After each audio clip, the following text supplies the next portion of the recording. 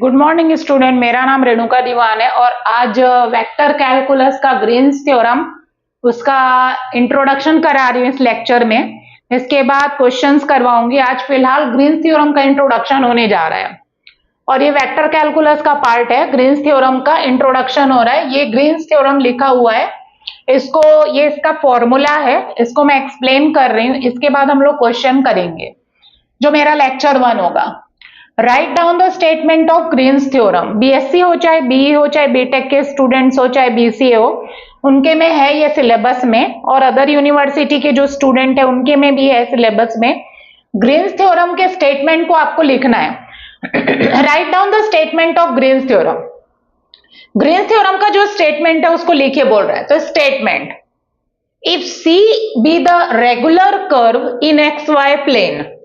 जब आप क्वेश्चन करेंगे तो मैं आपको बताऊंगी, उसमें क्वेश्चन में आपको इस लाइन इंटीग्रल की वैल्यू निकालने के लिए बोलेगा। ये जो है कर्व, अलोंग द कर्व आपको इंटीग्रल की वैल्यू निकालने बोलेगा। इंटीग्रेशन सी f1 dx plus f2 dy की वैल्यू आप निकालिए बाय ग्रीन्स थ्योरम बोलेगा या वेरीफाई ग्रीन्स थ्योरम बोलेगा।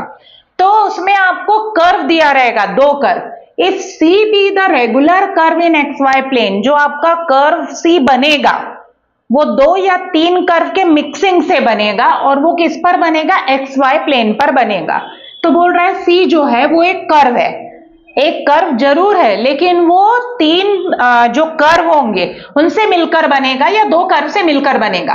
किसमें बनेगा? एक्स वाई प्लेन में। बाउंडिंग एनी रीजन, और वो अगर 3 कर्व से मिलकर बनाए तो तीनों कर्व किसी पोर्शन को कवर करेंगे।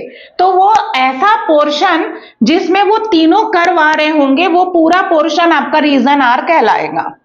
फिर आपको फंक्शन दिया होगा, एक f1 फंक्शन होगा और एक f2 होगा। f1 जो है वो xy का फंक्शन होगा, f2 जो है वो भी xy का फंक्शन होगा। बी कंटिन्यूअस फंक्शन, दोनों के दोनों कैसे फंक्शन होंगे? कंटिन्यूअस फंक्शन होंगे। And having continuous partial derivative, और इस f1 का xy के रिस्पेक्ट में भी डेरिवेटिव पॉसिबल होगा और इस f2 का xy के रिस्पेक्ट में पार्शियल डेरिवेटिव पॉसिबल होगा। That means del f2 by del x और del f1 by del y का एग्जिस्टेंस होगा। f2 का x के रिस्पेक्ट में करोगे और f1 को y के रिस्पेक्ट में डिफरेंशिएट करोगे, वो भी पार्शियली। देन ये फॉर्मूला आप अप्लाई करोगे, ये ग्रीन्स का फॉर्मूला है। इंटीग्रेशन c मतलब along the curve, along the curve f1 dx plus f2 dy को आपको क्या करना है? इंटीग्रेट करना है। इज इक्वल्स टू, वो किसके इक्वल होता है? Double integration r del f2 by del x minus del f1 by del y dx dy। ये ग्रीन्स फॉर्मूला है जो आप इसको रिमेंबर रखेंगे, और इसको रिमेंबर रखने के लिए मैं आपको तरीका बता रही हूं। इधर देखिए, इंटीग्रेशन लिखेंगे, यहां बता रही हूं, इधर देखिए, इंटीग्रेशन लिखेंगे अलोंग द कर्व सी, यहां पर लिखेंगे f1 और यहां पर लिखेंगे f2। इसमें dx का मल्टीप्लाई करेंगे और इसमें dy का मल्टीप्लाई करेंगे और इसके बीच में प्लस। ये हो गया आपका LHS वाला part. Is equals to double integration r लिखेंगे। अब इसमें f2 पहले आएगा, डेल f2 बाय f2 को किसके रिस्पेक्ट में डिफरेंशिएट करेंगे? x, और उसके बाद में f1 आएगा। f1 को किसके रिस्पेक्ट में डिफरेंशिएट करेंगे? y, और दोनों के बीच में माइनस लगाएंगे। f2 को x के रिस्पेक्ट में पार्शियल डिफरेंशिएट करेंगे, f1 को y, दोनों के बीच में माइनस, और ये पूरा ब्रैकेट में, और यहां पर क्या लिखोगे? dx dy। ये ग्रीन्स का फॉर्मूला है। बाय द वे, ग्रीन्स का स्टेटमेंट आता है और आप ये लिख नहीं पा रहे हैं तो सिर्फ फॉर्मूला लिखेंगे तो भी आपको मार्क्स मिल जाएगा।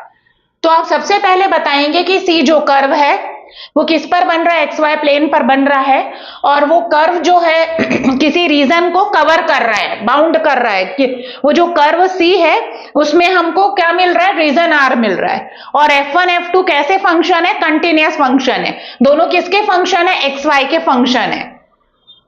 और f2 का x के रिस्पेक्ट में डेरिवेटिव एग्जिस्ट है, f1 का भी y के रिस्पेक्ट में डेरिवेटिव एग्जिस्ट है।